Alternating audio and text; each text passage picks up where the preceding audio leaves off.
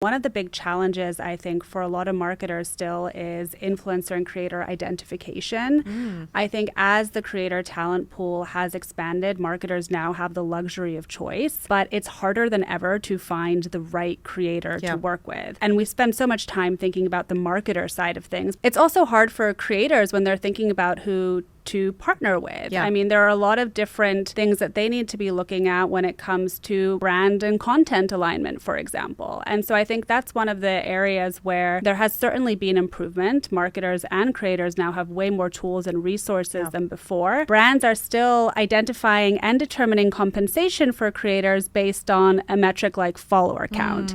And you and I, we both know that follower counts are not an accurate predictor of a creator's ability to drive business outcomes. Other podcast conversation about that. There really isn't a standardized framework for how to measure influence and how to identify creators to work with. But there needs to be a move in a direction where marketers are taking a much more nuanced approach, not only to identifying new partners, but how they're compensating and then measuring the impact of those campaigns. Why doesn't follower count matter today? Well, I wouldn't say that it doesn't entirely matter, but it doesn't accurately predict the ability of a creator to drive business outcomes. We are now in an era of algorithmic social media, meaning that content can be seen by anybody, not just people who follow a specific creator. And we're also entering into an era of more community-driven social media where loyal fans matter more than having a lot of fans.